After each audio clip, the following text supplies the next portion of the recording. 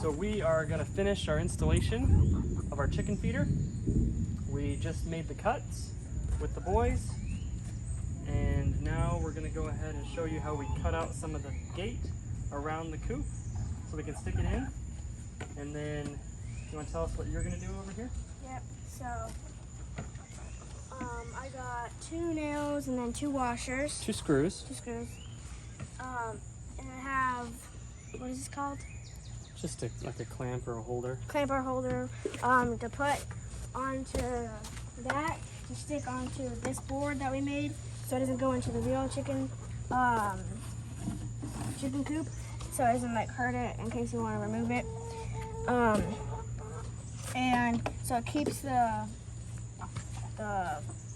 chicken feeder in place so it won't like move up or down. So, here we go.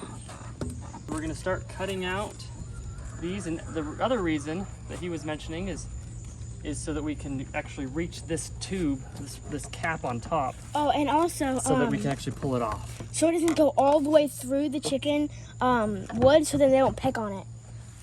Yep. So we'll add this one here next to it, because just stab having one is not enough for them.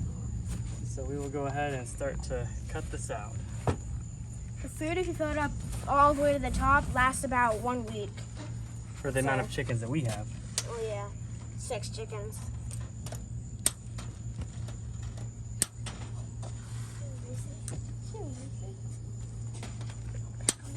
Tell them our chickens' names.